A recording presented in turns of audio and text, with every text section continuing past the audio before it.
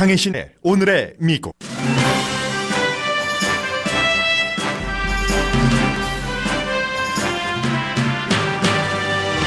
한국이 일본과의 군사정보 공유 시스템 지소미아를 연장하지 않은 뒤 미국의 공개적인 한국 비난이 이제 미국에서도 자세히 보도됩니다. 사태가 여기까지 오기에는 한일 간의 오랜 역사도 있지만 미국의 처신도 문제가 된다는 지적이 강합니다. 일본이 미제 F-35B 전투기가 탑재될 항공모함을 구축하자마자 곧 미국과 합동군사훈련을 할 것이라는 계획을 월스트리트저널이 보도했습니다. 중국과 북한을 겨냥한 움직임으로 미국은 크게 환영합니다. 트럼프 대통령이 세금을 올리지 않겠다던 공약을 지키지 못해 재선되지 못한 아버지 부시 대통령과 닮은 꼴이 되고 있다고 블룸버그 뉴스가 보도했습니다. 최근 중국 주식과 채권에 대한 외국인 투자가 크게 늘어나고 가장 큰 투자자들은 미국인입니다. 중국에서 철수하는 미국 기업 가운데 미국으로 돌아오는 기업은 아주 적은 것으로 나타났습니다. 미국으로 돌아오는 기업이 가장 많았던 해는 트럼프 대통령 이전인 2015년입니다. 중국이 시진핑 주석 사촌의 비리 의혹을 보도한 월스트리트저널 기자를 추방합니다. 세계적으로 네거티브 이자율, 마이너스 이자율에 대한 고려가 시작됐지만 대부분의 전문가들은 네거티브 이자율은 경제에 해가 될 것으로 예상합니다. 플로리다주에 가장 강력한 파괴력을 가진 허리케인이 다가오자 트럼프 대통령이 폴란드 방문을 취소하고 지켜본다고 밝혔습니다. 대통령이 푸에르토리코 허리케인과 달리 반응하는 것은 플로리다주가 대선에서 중요하고 트럼프 대통령의 부동산들이 허리케인 피해 우려 지역에 있는 것도 이유라는 지적이 나옵니다.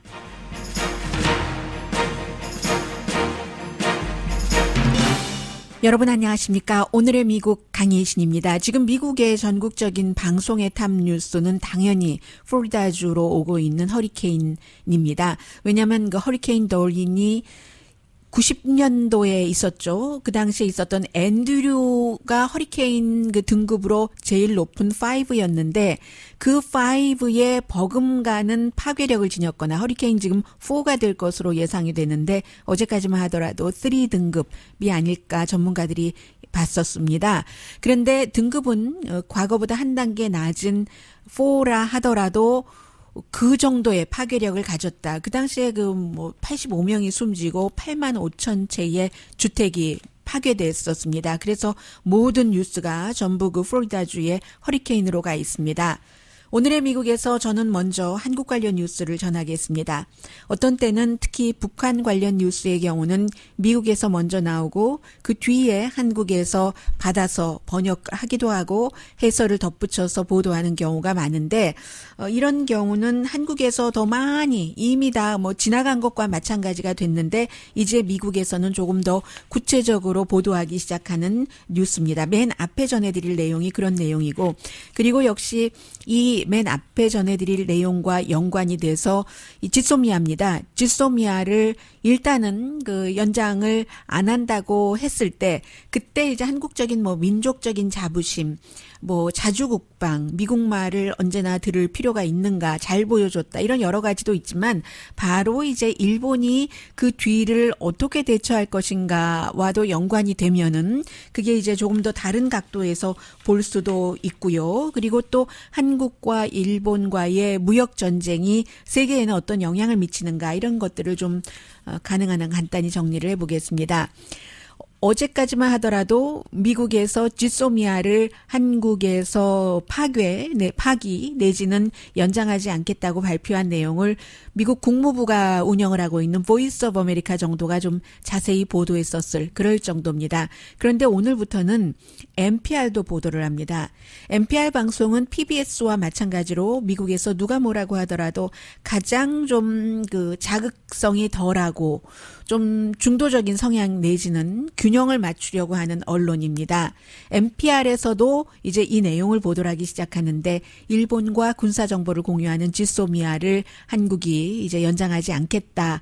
이렇게 얘기를 하고 나서 동맹국인 한국을 이례적으로 공개적으로 비난한다. 이게 이제 한국의 어떤 그 문재인 그 대통령 정권을 행정부를 반대하는 한국 언론의 표현이 아니라 미국이 동맹국인 한국을 이례적으로 공개적으로 비난을 한다. 미국은 뭐 당연히 한미일의 동맹이 약화되는 것을 걱정하는 뜻에서다라고도 얘기를 하면서 우리는 다 알고 있는 얘기, 뭐 역사 분쟁, 적대감, 정치적인 충돌 이런 것 때문에 군사 안보 협력 공유가 어렵게 됐다. 뭐 이런 것들을 쭉 얘기를 하고 지금 거의 같은 날 그리고 다른 날, 세 사람이 두 사람은 같은 날, 한 사람은 다른 날 얘기를 했습니다. 전부 미국의 국방에서는 중요한 사람들입니다. 인도태평양 그 차관보, 국방부의 차관보인 랜들 슈라이버라든가 아니면 이제 그 국방부 장관이요. 마크 에스퍼 또 이제 역시 그 참모총장 조셉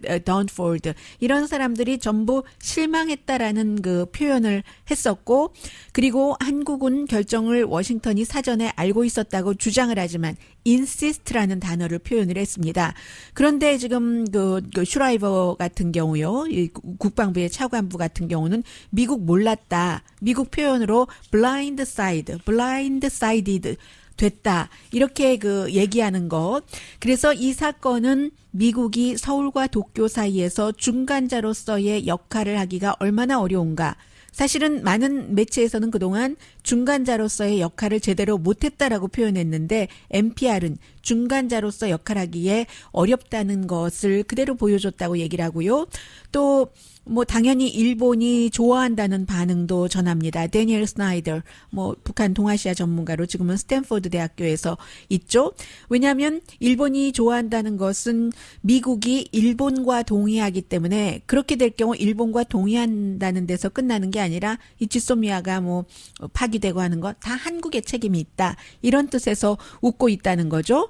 처음에는 서울은 워싱턴의 비난에 대해서 동맹은 견고하다고 답을 했지만 privately 조용하게 해리 해리스 대사를 불러서 그러나 한국 언론에서는 이게 조용한 게 아니라 다 공개된 거고요. 미국이 NPR의 표현으로 should stop. 미국이 한국에 대한 공개적인 비난을 멈춰야지만 된다. should stop 해야 된다는 얘기를 했고 그 뒤에 이제 해리 해리스 대사가 여러 가지 그 행사에 참여하려고 했던 것을 다 취소를 해버렸습니다. 그래서 결국은 대통령 대변인이 서울과 워싱턴이 같은 페이지에 있다는 게 아니라는 것을 인정을 하고 그러면서도 동맹은 굉장히 중요하다. 이렇게 얘기를 하고 동시에 국가 안보와 국민이 더 우선이다. 동맹과 뭔가 차이가 있을 때는 이제 이런 얘기를 하고 이제 여기까지 오게 된 경위 기타 등등 뭐 쭉 뭐 다 얘기를 하고 나서 국립외교원이죠. 지금 이름 여러 번 바뀌어서 전에 원장이었던 그 조병재 씨가 3자 동맹이라는 것이 한국과 일본과 미국 사이에서는 한일 관계 때문에 워낙에 이게 가능하다고 볼 수 없는 것이다 하는 입장을 전하고 있습니다. 나토와는 다르다는 거죠. 유럽의 그 연합들과는 한국과 일본이 알고 계시는 그런 역사가 있기 때문에 어느 정도 협력을 할 수는 있지만 그 협력에는 항상 워싱턴이 필요하기 때문에 워싱턴에서 강하게 뭔가를 하고 중재 역할 같은 것도 무역 분쟁이 있었을 때 해야지. 오바마 시절 같은 오바마를 예를 들었는데 그런 게 없으면 일본과 한국은 이게 그 눈에 보이는 그 협력을 하는 것 척하네 뭐 이런 데까지는 하지만 진정한 협력은 계속 유지되기가 힘들다는 거죠. 미국은 한국전 이후에 한국과 일본을 같은 안보 구조에 넣으려고 노력을 많이 했지만 한 번도 제대로 성공한 적이 없다. 이게 이제 스나이더 씨의 얘기고요. 한국전 당시에 일본이 실제로 미군과 유엔군에 결정적으로 기지를 그 제공을 했었던 건 맞고 그리고 앞으로도 또 그런 일이 있을 수도 있지만 이제 그 지소미아가 일단 중단되고 나서 이게 어떻게 될 것인가. 더군다나 이제 베이징과 모스크바가 한국과 미국의 동맹이 약하다고 보고 있고 미국과 일본과의 동맹이나 아니면 미국과 호주와의 동맹에 비해서요. 이게 이제 러시아 학자가 최근에 얘기를 한 것이고요. 다시 이제 조병재 원장의 말을 예로 들고 있는데 미국이 도쿄와 한국의 관계에 아주 그 조심스럽게 접근하면서도 리더십을 보여야지 되는데 트럼프 대통령이 주한미군 철군한다고 하고 방위비 문제나 얘기하는데 평화 비용이 도대체 얼마냐? 돈으로 얼마나 되냐? 어떻게 돈으로 계산할 수가 있는가? 이런 얘기를 한 것을 맨 마지막으로 지적을 했습니다. 그러면서 워싱턴은 한국이 지금 지소미아 11월 달이니까요. 아직 90일 남아 있잖아요. 다시 생각하기를 원하지만 가능성이 영 없는 것은 아니지만 미국이 뭐 무역에 대해서 입장을 정리를 해준다면 지금으로서는 그럴 가능성이 별로 없는 것 같다 하는 게 NPR 방송의 보도였습니다. 월스트리트저널은 뭐 전문가들은 다 알고 있었던 얘기지만 일본이 제목이 이렇습니다. 돈으로 미국 그 전투기를 사서 군사력을 강화하려고 한다. 물론 한국에도 전투기가 많이 들어갑니다. 그런데 미국이 훨씬 많은 전투기를 사줘서 세계에서 가장 많이 미국 전투기를 구입하는 나라가 되고 이게 이제 그 미국 일본으로서는 그 이즈모 그 구축함을 만드는 지금 평평하잖아요. 그 위가 그 함대가 비었죠. 뭐가 없습니다. 거기에 이제 지금까지는 헬기를 탑재하는 구축함이었는데 항공모함으로 개조하는 과정인데 이 속도를 빨리 그 늘린다는 거죠. 일본의 그 국방성이 내년 예산을 530억 달러로 1.2% 올렸는데 뭐 8년째 지금 계속 올리고 있습니다. 1년 전에 비해서 1.2% 올린 것이고 빨리 이제 락히드 마틴사에 돈도 주고 F-35B 전투기를 사서 이 전투기를 바로 이즈모 구축을 완전히 그 함대로 항공모함으로 하는 것을 속도를 요즘에 내고 있다는 겁니다. 이유는 물론 중국이나 북한으로부터의 안보 도전에 이제 그 방어를 하기 위해서 그런데 그러니까 일본 일단은 그 남쪽 섬 그 방어용으로 쓸 테고요. 그리고 또 한 대가 있기 때문에 이즈모가 그 뒤에 이제 추가로 뭔가를 할 텐데 보통 뭐 일본이 이런 국방 예산 같은 경우는 12월에 거의 승인을 하죠. 그래도 사실은 일본의 국방비는 그 2차 대전 때 뭐 한 일이 있기 때문에 일본의 경제 규모의 1%밖에 안 됩니다. 중국이 2%고 미국이 3%잖아요. 경제 규모도 더 큰데. 그래서 어쨌든 그 이즈모 이게 이제 전투기 탑재 안으로 확정이 되고 또 두 번째 또 항공모함으로 2대를 바꿔놓고 그러면은 우선 중국과의 그 영토 분쟁 그 센카키쿠냐 뭐 그 다이아오냐 뭐 이런 것들에 대해서 조금 편안한 마음이 들 수 있고 왜냐하면 중국이 이 영해에 매달 뭔가 그 함대를 보내고 있는데 8월 달에는 2번 그 영해에 뭐 일본 입장으로 보면 침공을 했다는 겁니다. 그래서 F-35B를 탑재한 뒤에 이게 한 대가 아니니까 여러 대를 탑재한 뒤에 미국과 합동 군사 훈련을 하고 그래서 최근에 이제 미국 그 해군사령관 데이빗 볼거가 일본을 그 방문을 해서 양쪽에 좋다. 이 그 왜냐하면 이 전투기가 이렇게 저렇게 그 교환이 될 수가 있기 때문에 양쪽 함대에서 그렇게 되는 경우는 비상사태 때 좀 쉽잖아요. 이런 것들이 미국이 꼭 일본과만 하는 것도 아니고 영국의 항공모함에도 배치를 하고 2025년부터 그럴 2021년인가요? 2021년입니다. 그럴 예정이고 해서 이제 그 이렇게 세계에서 일본이 가장 큰 그 미국 전투기를 사주는 커스터머가 됐다. 전체적으로는 147개의 F-35 전투기가 있습니다. 지금 한국에 뭐 30몇 대, 40대 들어간다고 하잖아요. 2025년까지 또 많이 늘려서 일본이 아무튼 그런 상태가 돼서 미국과 직접적인 군사적인 합동 군사 훈련도 한다. 한국과 미국의 합동 군사 훈련은 최근에 많이 줄어들었고요. 대신에 미국은 일본에 무기를 파니까 당연히 또 합동 군사 훈련도 해야지 되겠죠. 이런 분위기입니다. 지소미아 연장을 안 한다고 한 결정 이후에 그리고는 그 북한에서는 조선민주주의 인민공화국 최고인민회의 제14기 대회가 열려서 김정은에게 절대적인 그 권위를 뭐 법령 공포권이라든가 사람을 임명하고 해임하는 그런 임명권 같은 것을 다 준다 하는 얘기들도 미국에서 많이 보도를 했고요. 또 하나는 이 지소미아 연장하지 않는 것까지 간 한일 그 무역 전쟁으로 앞으로 세계의 무역 질서가 붕괴되는데 시작이다. 여기서 시작이다. CNBC 방송이 그 경제에 많이 포커스를 두는데 이게 시작이라고 보고 있습니다. 세계 질서.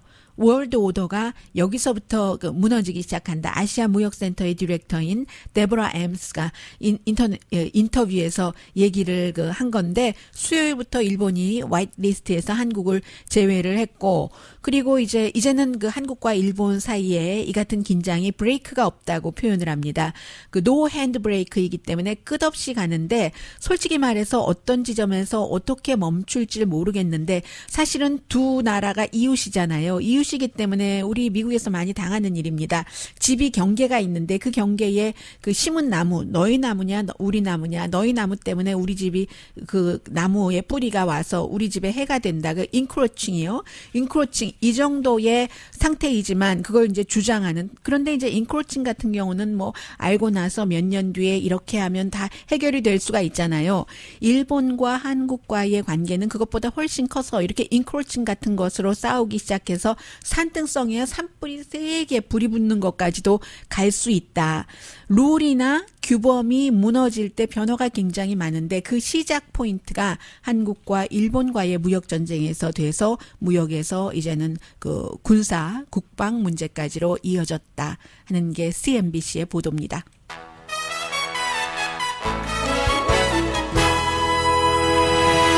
또 하나의 관련 뉴스는 딱 제목만 전해드리면 될 것 같습니다. 그 제목도 신문과 인터넷판이 다른데 인터넷판은 조금 점잖게 썼고 신문에는 말들이 왜냐하면 세 마리 말이기 때문에요. 말들이 어쩌면 삼성의 상속자를 감옥으로 보낼 수도 있다. 그제 대법원의 판결이죠. 돈 액수가 늘어나서 이게 뭐 이렇게 더 형량이 늘어나면 집행유예가 안 되는 전에는 그 말을 뇌물로 보느냐 안 보느냐인데 정유라 이게 준 그 뇌물이요. 그리고 역시 그 같은 날 그 박근혜 대통령에 대해서는 전에는 그 혐의를 분리해서 해야 된다 아닌다 이런 그 두 가지 이슈를 다시 하급 법원으로 내려보냈는데 말이 어쩜 삼성 상속자를 감옥으로 보낼 수도 있다. 내용은 다 알고 계시는 것이기 때문에 스킵하겠습니다. 잠시 뒤에는 미국 뉴스 전해드리겠는데 미국이 정치적으로 변화가 분명히 있습니다. 중간선거 11월 달에 지난해 있었던 그 중간선거 때부터 변화가 있기 시작해서 이제는 여러 가지 조금 구체적인 정황이 나오고 그 대통령의 움직임도 다르고 언론의 대통령에 대한 대우도 좀 달라지고 하거든요. 잠시 뒤에 전합니다. 라디오 서울 방송 오늘의 미국 듣고 계십니다. 먼저 좀 그다지 크지는 않지만 그렇다고 놓치고 가기도 그런 뉴스부터 좀 헤드라인 형식으로 좀 전해드리고요. 어제 그 대통령의 개인 비서고 또 뭐 집무실 그 바로 밖에 오피스 그러니까 책상이 있다고 하죠. 그래서 오랜 동안 그 대통령을 모셔왔던 어시스턴트라고 말할 수 있겠네요. 매들린 그 워터하우트.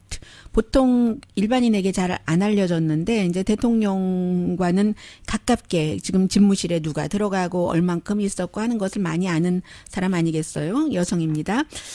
이 여성이 결국은 사임을 했는데 그 어시스턴트가 왜 사임했냐면 기자와 만나서 식사를 하면서 저녁이었네요. 오프 더 레코드다 하면서 대통령의 뭐 라이프 스타일이라든가 대통령의 가족이라든가 이런 것에 대해서 얘기를 해서 그렇다 뭐 그런 얘기고요. 아주 뭐 큰 내용 같지만 그다지 크지는 않은데 뉴스가 많이 나오기 때문에 그래서 여러분들께 텔레비전에서 혹시 이 여성을 보면은 그런 일이 있었다 하고 들어주셨으면 좋겠고요. 또 하나는 그동안 또 그 공화당 측에서 아주 큰일이 난다고 이제 결전의 날이다. 기다려라 했던 것이 여러 가지가 있는데 그런 것들이 결전이 아니라 그 아무것도 아닌 일로 다 지나가고 있습니다. 그래서 어제 그 지금 법무부는 트럼프 대통령의 법무부입니다. 법무장관이 연말 파티를 뭐 맥시멈 45,000달러를 트럼프 대통령 호텔에서 쓴다고 하는 윌리엄 바가 법무장관인 그리고 그의 지시를 맡아서 또 청문회 나와서도 이거 조사할 거야 하고 조사를 했었던 제임스 코미 전 연방 수사국장에 대한 그 법무부의 감찰관의 조사가 그 당시에 제임스 코미가 대통령과 만날 때 그 메모를 했다고 하잖아요. 언젠가 만나면서 대통령이 본인에게 압력을 해서 왜냐하면 그 당시에 국가안보보좌관이 마이클 플린이었는데 이 사람이 거짓말도 쳤고 러시아 문제에 대해서 러시아 사람들을 만나고 다녔고 부통령에게도 거짓말을 쳤고 안 만났다고 해서 결국은 뭐 국가안보보좌관 뭐 얼마 하지 못했잖아요. 그랬는데 그 마이클 플린과 러시아의 관계에 대해서 조사하지 말아라. 대통령이 이렇게 얘기를 했기 때문에 연방수사국장으로서는 이거 내가 연방수사국장으로 안 되겠는데 해서 메모를 하기 시작했다는 거고 문제는 그 메모입니다. 그 메모를 컬럼비아 대학교의 교수인 그 친구에게 보여줬고 그 친구가 뉴욕타임즈에 제가 좀 전에 말씀드린 것과 같은 내용을 얘기를 해서 그게 이제 드러났는데 트럼프 대통령은 그 내용도 사실이 아니고 이게 위반이다 이렇게 얘기하면서 제임스 코미가 이제 크게 벌 받을 것이다. 감옥에 갈 것이다라는 얘기를 많이 했는데 법무부의 조사 결과는 이 제임스 코미가 그리고 나서 이제 제임스 코미 해고했고요. 해고 당하는지도 모르게 대통령 그 심부름꾼 집사 시켜서 FBI 헤드쿼터에 해고장 가져다 주라고 했죠. 이 제임스 코미는 캘리포니아주의 산타모니카에 있는 FBI 본부에서 직원들에게 연설하고 있을 때 뒤에 텔레비전 보고 해고된 것 알았다고 하고요. 그런데 대통령의 법무장관이 이제 딱 그 맨 위에 있는 법무부의 감찰원이 결론을 내리길 제임스 코미가 그 연방수사국에 아주 위험한 예가 됐던 것은 사실이다. 연방수사국이 직원이 35,000명이나 있거든요. 그것을 이렇게 그 메모를 하고 뭐 그 메모를 친구에게 전해주고 했었던 그런 것이 그러나 그렇다고 제임스 코미나 제임스 코미의 변호사가 언론에 그 같은 내용을 흘렸다는 증거가 없다. 그렇기 때문에 결국은 기소하지 않겠다는 겁니다. 여기서 끝났습니다. 그래서 똑같은 사건을 놓고 대통령은 거봐라 위험하다고 했잖아 라고 얘기를 하고 있고 제임스 코미는 기소하지 않았다고 했잖아 라는 데 포커스를 더 맞추고 있습니다. 그리고 민주당에서는 9월 12일에 이번엔 휴스턴인데 10명 이제는 이제 이름이 조금 귀에 익으실 겁니다. 조 바이든, 코리 부커, 뭐 훌리안 카스트로, 카멜라 해리스, 뭐 비토 오로케, 버니 샌더스, 피트 부리저지, 엘리자베스 워렌, 앤드류 양이 죄송합니다. 제가 요즘에 이상하게 치아 치료를 받는데 목이 막혀요. 그 앤드류 양이 이제 이 10명에 들어간 게 조금 눈에 띄고요. 그리고 그 이번에 ABC죠? 가 그 주관을 하는데 조 바이든이 당연히 센터에 있고요. 그 자리 배치까지 다 나왔거든요. 뭐 지지율이 제일 높으니까. 그리고 양쪽에 이쪽에는 조 바이든 쪽으로는 왼쪽에 더 좀 진보적이잖아요.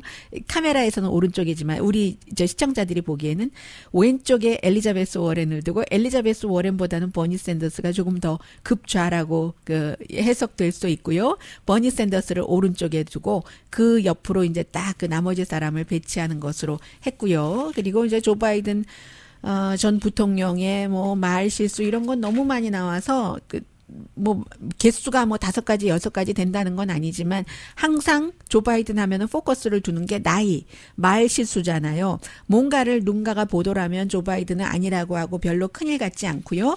큰일은 이 일 같습니다.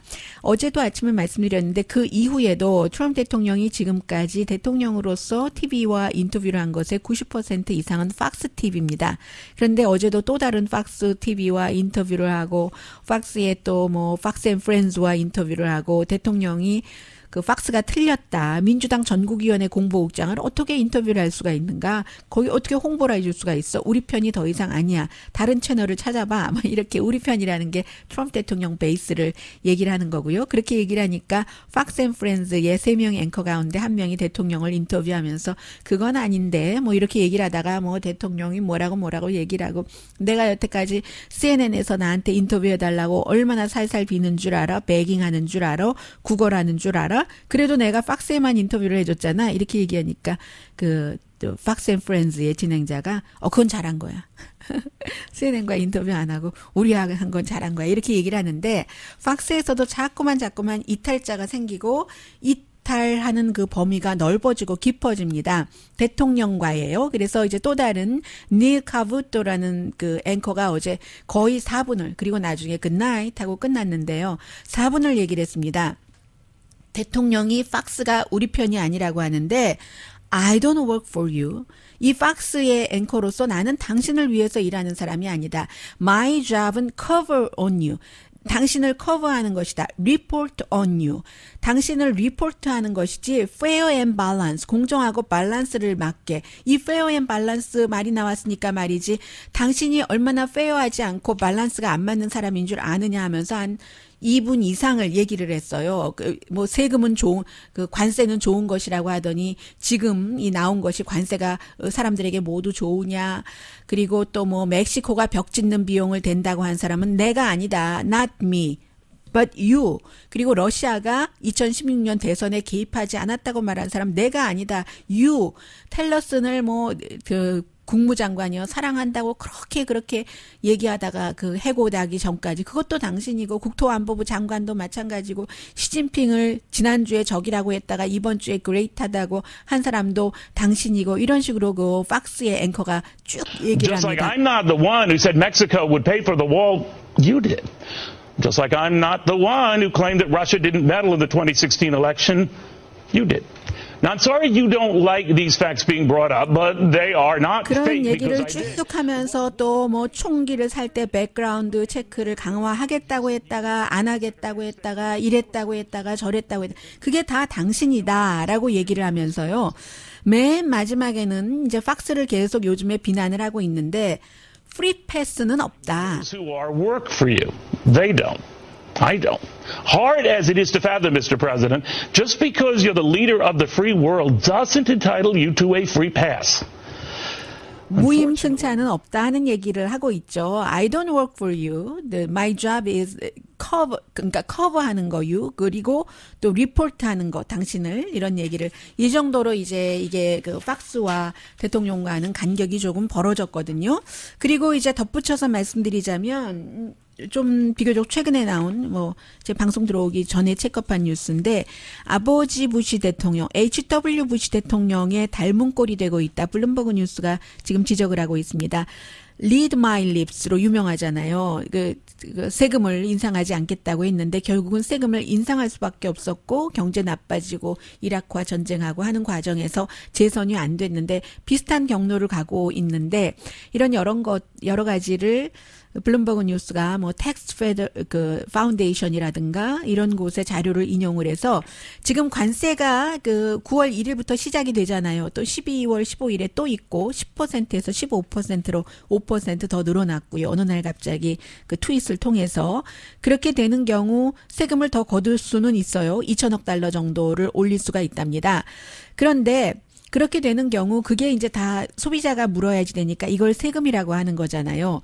그렇게 되기 때문에 과거에 H.W. 부시 대통령이 원텀 재선이 안 됐는데 조심해야지 된다라고 얘기하면서 88년도에 No New Tax, 새로운 세금은 없다라고 약속을 했는데 적자가 자꾸만 나는 거예요. 연방정부가. 지금 마찬가지죠. 의회는 지출을 줄이려고 하지 않습니다. 지금도 마찬가지입니다. 트럼프 대통령도 국방 예산을 많이 올렸어요.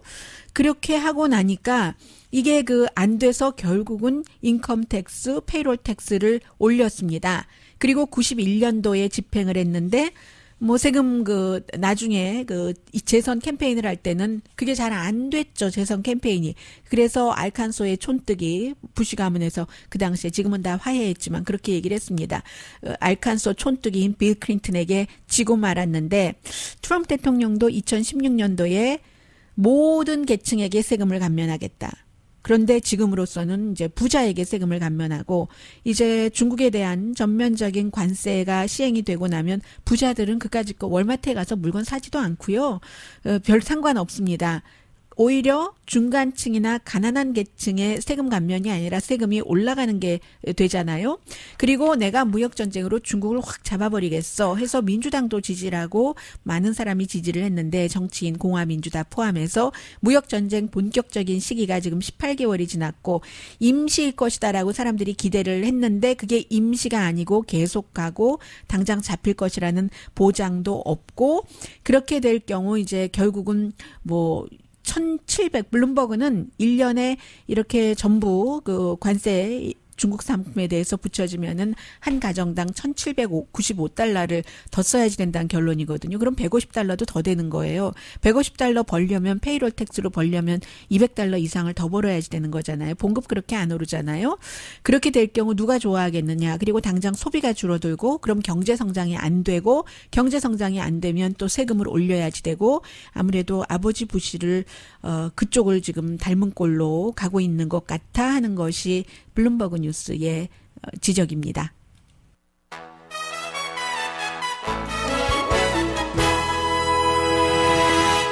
라디오 서울 방송 오늘의 미국 듣고 계십니다. 네, 중국과 관련돼서 여러 가지를 좀 한번 전해드리겠습니다. 미국 회사가 중국에서부터 나와서 미국으로 돌아와야지 된다. 그렇게 미국 제조업을 살려야지 된다 하는 게 지금 현 행정부가 굉장히 처음부터 지금까지 강조하고 있는 건데 그런데 실제 자료를 보니까요. 2019년 자료입니다. 미국과 중국의 US China Business Council 이 멤버 회사가 220개인데 그 220개 큰 회사들을 중국에 다 있는 회사들이요. 그런 회사들을 자료로 보니까 2019년도에 전체를 100%로 놓고 볼 때 87%가 중국에 있고 10%는 다른 나라로 이동을 하거나 했거나 이미 계획이 있고 3%만이 미국으로 오는 그런 거 지금 형편입니다. 미국 회사 가운데서. 그런데 이게 이제 제일 적어요, 오히려. 2016년 빼고요. 2016년에는 또 워낙에 밖으로 나오는 회사들도 많지 않았고요. 92%가 중국에 있었고 100% 가운데 6%가 다른 나라로 2%가 미국으로 돌아왔는데 가장 많이 미국으로 돌아왔던 때는 2015년입니다. 트럼프 대통령이 선거를 치르기 1년 전입니다. 88%가 미국 회사 중국에 머물렀고 7%가 다른 나라, 5%가 미국으로 돌아왔습니다.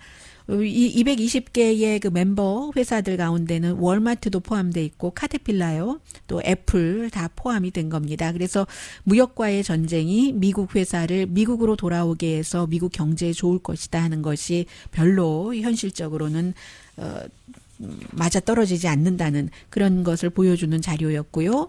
그리고 또 하나는 지금 중국에 관한 투자들이 많이 늘어나고 있고 더군다나 지난 몇 개월 사이에 늘어난답니다. 이 투자라는 것이 채권 또 에퀴리 마켓도 마찬가지고요. 중국이 이제 이런 것은 두 가지인데 하나는 천천히 외국인들에게 시장을 개방한다는 뜻이 되고 그리고 두 번째는 그래서 지난 8년 동안 중국 주식과 채권에 대한 외국인의 투자가 6배가 늘어나서 1조 3천억 달러랍니다. 전체가 1조 3천억 달러예요. 그런데 중국이 미국의 채권 이 정도는 갖고 있잖아요. 이 1조 3천억 달러 가운데 반은 미국인이 투자한 것이라고 지금 엑시오스가 자료를 인용을 해서 보도를 했는데 5,350억 달러. 근데 이게 최근 몇 달 사이에 많이 늘어났다는 게 중요하고요. 미국 기반의 그 펀드, 전체적인 펀드와 비교를 해보면 작죠. 미국 투자 홀딩의 한 5% 미만이니까요. 중국에 가 있는 게. 그만큼 미국이 투자를 많이 하니까 그렇다고 할 수도 있고, 또 반면에 미국 투자가 중국 회사에 이렇게 중요한 역할을 할 수도 있다는 것도 느낄 수 있는데, 그러니까는 미국은 자본주의의 대표고 중국은 말하자면 공산주의의 대표인데, 지금 무역전쟁을 하면서도 공산주의까지 무너뜨려야지 돼, 무너뜨릴 것이야 라고 기대를 하고 말을 하는 사람들이 많은데, 그 시스템이 언제부터 그렇게 견고하게 다져진 건데, 이 미국이 트럼프 대통령 임기 1년 동안 뭐 몇 년 무역전쟁 한다고 무너진다고 바란다거나 믿는다는 것이 굉장히 나이브하다고 생각이 되고요. 그러나 이런 것은 볼 수가 있는 거죠. 이게 언제부터 자본주의와 공산주의가 서로 물건을 교환하면서, 물건을 교환하고 파는 수출을 수입할 때는 그런 그 체제, 이념적인 체제 같은 것은 따지지 않았고, 자본주의의 돈이 공산주의에서 지금 가장 많은 그 외국 자본이라고 하네, 미국이라는 그 자본주의의 돈이, 그런 그 변화는 있다고 보여지고요. 그리고 이제 이자율 얘기를 많이 합니다. 지금 유럽도 그렇고 미국도 그렇고 트럼프 대통령은 이자율 더 내리라고 하고, 유럽 중앙은행도 다음 달에 이제 이자율을 뭐 내리지 않을까요? 그런데 이자율이라는 게 항상 그 소비하고 인플레이션과 연관이 있고, 또 이자율을 조절한다는 것이 소비를 늘리고 인플레이션도 좀 올리고, 미국으로서는요 그렇게 하려고 하고, 뭐 다른 나라도 마찬가지겠죠. 그런데 이 네거티브 이자율이라는, 마이너스 이자율이라는 지로를 넘어서 그런 것을 일본 중앙은행이 2016년에 해봤죠. 그런데 결과가 별로였고, 지금 이 상태에서 유럽연합이나 미국이 이 이자율을 그 네거티브로 한다고 할 때, 지금처럼 또 인플레이션이 낮을 때는 효과가 없는 게 아니라 오히려 역효과를 낼 수가 있다 하는 그런 전문가들 말이 상당히 많습니다. 특히 이게 샌프란시스코의 그 연준에서 뭐 연구를 하고 발표를 하고 한 얘기가 주가 되는 건데요. 제가 지금 말씀드리는 것에, 이게 이제 이자율이 마이너스가 되면은 오히려 이제 은행이 이윤이 줄어들죠. 은행의 이윤이 줄어드니까 뭔가 어디선가 또 추가 비용을 이렇게 하려고 하고, 그래서 사람들이 제2융자 할 때도 3차 융자하고 1차, 2차 묻고 할 때도 이게 추가 비용이 없어? 이게 비용이 얼마나 들어? 보고 있잖아요. 어차피 이윤이 줄기 때문에 다른 데서는 은행이 봉사기관이 아니고 자선기관이 아니기 때문에 수익을 남겨야지 되잖아요. 그렇게 될 경우 사람들이 또 은행에서 돈도 좀 잘 안 빌려 쓰려고 하고, 그런 여러 가지가 역풍이다. 그렇지 않아도 지금 은행 수익이 별로 좋지 않다는 얘기입니다. 그러니까 분명한 것은 사람들이 이자율 네거티브까지 가면은 캐시를 매트리스에 숨길 것이다. 그리고 은행 업계와 재정 업계는 지금보다 더 어려워질 것이다 하는 게 전문가들의 경고입니다. 잠시 뒤에는 중국은 무서워요.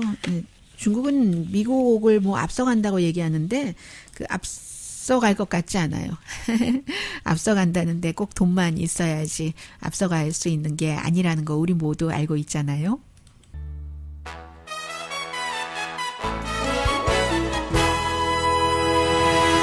라디오 서울 방송 오늘의 미국 듣고 계십니다. 중국이 지난번에 월스트리트저널 기자를 뉴욕타임스 기자를 내쫓았던 적은 있습니다. 역시 그때도 비슷한 그런 문제였는데, 이번에는 월스트리트저널 기자를 이제 아직 추방하진 않았는데 곧 미국으로 추방될 겁니다.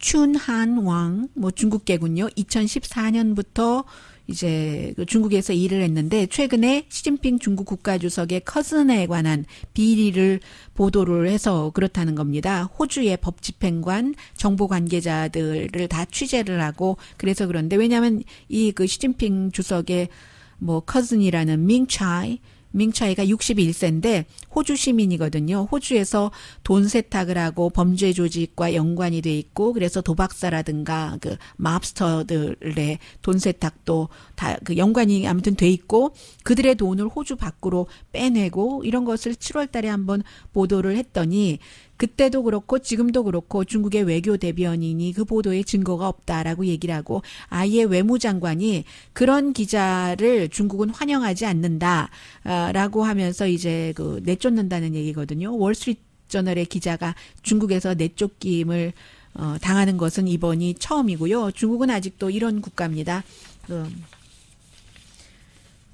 살아있는 권력에 그 권력 주변에 무언가를 조사를 하고 취재를 하고 보도를 하면은 쫓겨나는 그런 나라요.